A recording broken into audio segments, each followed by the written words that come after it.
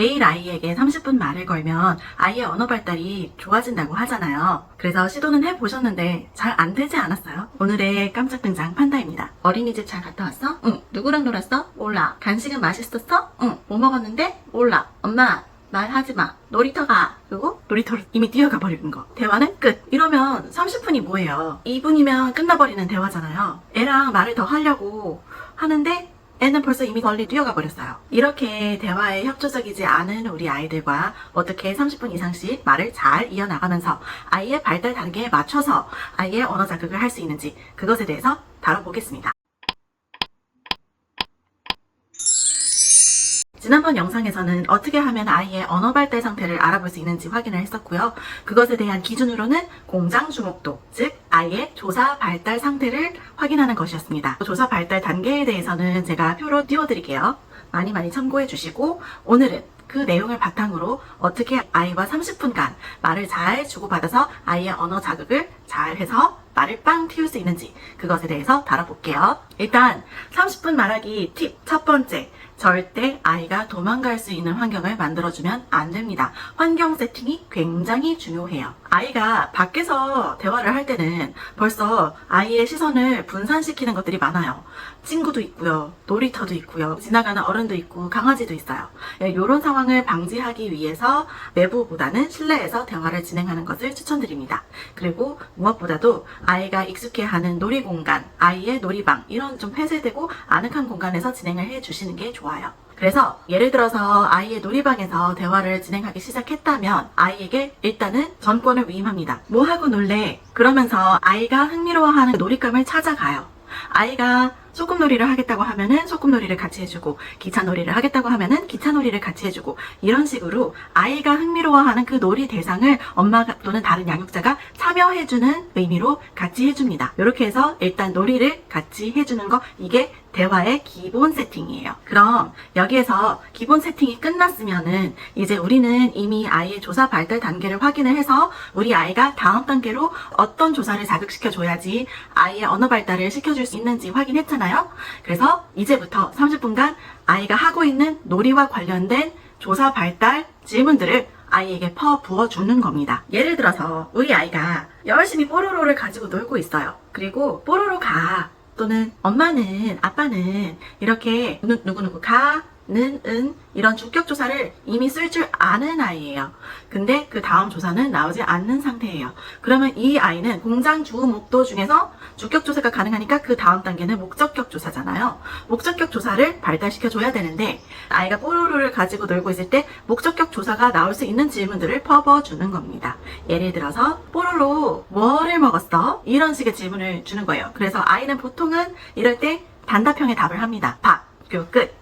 문장 잘 안 합니다. 그래서 너무 많이 기대하지 마시고 우리 아이가 그렇게 대답했다고 해서 실망하지도 마시고 일단은 아이가 밥 했으면은 그거를 양육자 또는 엄마가 다시 받아가지고 밥을 먹었구나, 요렇게 조사를 넣은 문장형으로 아이의 답을 바꿔서 들려줍니다. 이때 첫 번째 팁은 절대로 아이에게 자신의 말을 교정당했다는 느낌을 주면 안 돼요. 그거 틀렸어, 그렇게 대답하면 안 되지, 문장으로 대답해야지, 조사도 붙여야지, 을 붙여야지, 이렇게 하면 안 된다는 겁니다. 그러지 마시고 아이가 대답을 했을 때 너의 대답을 들어서 엄마가 다시 너의 대답을 반복해줬어 라는 느낌을 받을 수 있게 아이의 대답을 그대로 반복하면서 그거를 문장 안에 넣어주기만 하면 됩니다. 아이가 여기서 신나면은 그 문장을 그대로 따라하기도 해요. 근데 따라하지 않는 경우가 더 많으니까 따라하지 않는다 하더라도 너무 실망하지 말고 이렇게 대화 방법을 그대로 진행해 주시면 됩니다. 그리고 두 번째 팁은 문장을 말할 때 억양을 넣어서 조사에 강조를 주는 겁니다.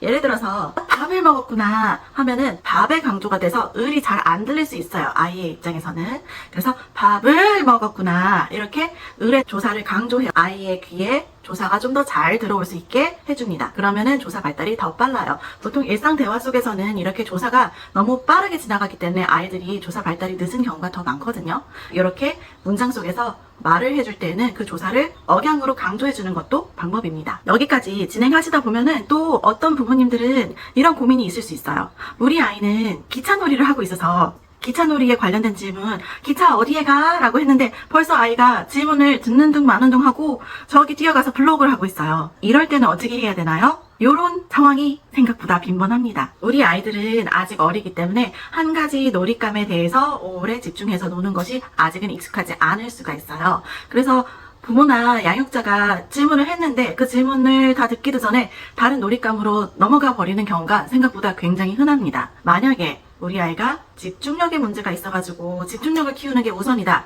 하면은 아이가 다른 놀잇감으로 갔을 때 다시 데리고 와가지고 그 전에 했던 놀잇감을 이거 다 끝내고 그 다음에 저거 하자 하면서 데리고 와가지고 그 놀이를 다 끝내고선 가는 게 맞아요. 근데 언어 발달적인 측면에서만 보자면은 벌써 이 아이는 저쪽 블록놀이로 관심이 가버렸는데 다시 기차놀이로 돌아오기까지 굉장히 많은 정신적 에너지가 들었습니다. 더는 언어적인 학습을 하고 싶지 않아질 수가 있어요. 우리 아이는 말을 빨리 탔으면 좋겠다 집중력보다는 이런 상태시라면은 그냥 아이의 관심사를 그대로 따라가 주시는 거를 권합니다. 아이가 블록놀이로 넘어갔다면 블록놀이에 관련된 질문을 다시 해주는 겁니다. 기차놀이에 대한 질문은 그냥 대답을 기대하지 마시고 버려버리시는 거예요. 블록놀이로 가서 이 블록 어디에 놓지? 이렇게 어디에? 라고 질문을 하면서 장소격 조사에 대한 자극을 주는 겁니다. 매체만 기차에서 블록으로 바뀌었을 뿐이에요. 장소격 조사에 대해서 자극을 주는 것은 동일합니다. 이렇게 진행을 하시면 돼요. 이렇게 자꾸 하다 보면 아이도 조사를 들을 기회가 많이 생기면서 조사도 늘고 문장력도 점점 좋아집니다. 그럼 여기서 또 머리가 아파오는 부모님들이 계실 거예요. 저는 원래 말수가 적어서 질문을 만드는 것도 굉장히 어렵고 우리 아이에게 말을 길게 하는 것도 어려워요. 근데 우리 아이가 저를 닮아서 말하는 거를 귀찮아해요. 말을 안 하려고 해요. 이런 집들도 꽤 있을 거예요. 그러면 이때는 제 나름대로 추천드릴 수 있는 방법은 바로 아이가 좋아하는 책을 이용하는 겁니다. 예시로 제가 우리 아이에게 많이 쓰는 책을 가져와 버렸는데요. 아기 물고기 하양이 시리즈에서 꼭꼭 숨어라거든요. 저희 아이는 이 책을 굉장히 좋아하기 때문에 저는 우리 아이에게 조사 질문 대화를 시도를 할 때 이 책도 종종 활용합니다. 예를 들어서 저희 아이 같은 경우는 지금 장소격 조사랑 도구격 조사를 잘 못하고 있어요. 그 전 조사들은 다 발달을 했는데 그 두 조사에 대해서는 아직은 훈련이 필요합니다. 그래서 이 책을 읽어줄 때 마침 이 책은 숨바꼭질 얘기예요. 장소격 조사 질문들을 하기 굉장히 좋죠. 그래서 성게 어디에 숨었어? 바위. 그러면 바위 뒤에 숨었구나. 그러면서 조사 노출을 시켜주고요. 도구격 조사 같은 경우는 사실 숨바꼭질 내용에서는 크게 할 것이 대신에 이 책이 굉장히 많이 헐었어요. 화면상에서 보이실지 모르겠지만 테이프가 덕지덕지 붙었습니다. 그래서 도구격 조사에 대해서는 저는 한 번씩 이렇게 질문을 해요. 이 책 저번에 네가 찢어가지고 뭐로 붙였지? 도구격 조사로를 방금 사용했죠? 그래서 뭐로 붙였지? 라고 했을 때 아이가 테이프! 라고 이렇게 반짝반짝하는 거 테이프거든요. 테이프라고 대답을 한다면 테이프로 붙였지 하고 테이프로 붙였지 저는 이렇게 두 번 들려주거든요. 한 번은 그냥 일상 대화 속에서의 그 어투로 들려주고 두 번째는 조사를 강조한 문장으로 들려줍니다. 아이가 두 번 듣는 것에 대해서 거부감이 별로 없으면은 이렇게 하셔도 돼요. 근데 아이가 거부감을 보인다 하면은 그때그때 아이의 분위기를 봐가면서 하시면 됩니다. 저 같은 경우는 이 책을 많이 활용하는데 각자 집에서 아이가 좋아하는 게 포인트예요. 좋아하는 책을 기준으로 해서 똑같은 책을 매일매일 하셔도 됩니다. 그리고 같은 책으로 할수록 아이가 흥미만 떨어지지 않는다면은 학습적인 측면에서는 더 좋아요. 그럼 오늘의 영상 요약하겠습니다. 아이의 말이 빵 뜨기 위해서는 우선은 조사 발달 단계에 맞춰서 다음 발달 단계의 조사를 자극하는 질문들을 마구 퍼줘야 되는데 그거를 어떻게 해요? 매일 30분씩 아이와 핑퐁에 주고받기 대화를 하면서 자극을 시켜주는 겁니다. 요때 알차게 하기 위해서는 그 30분 말하기의 효율을 최대로 높이기 위해서는 환경 세팅이 중요하죠. 폐쇄된 공간에서 아이가 이미 갖고 있는 관심사와 관련된 질문, 아이가 이미 하고 있는 놀잇감과 관련된 질문으로 질문을 마구 부어주면서 좋은 문장 예시들을 많이 들려주는 겁니다. 그리고 만약에 우리 아이가 말을 너무 하기 싫어하거나 양육자나 부모님 입장에서도 질문을 떠올리기가 힘들 때에는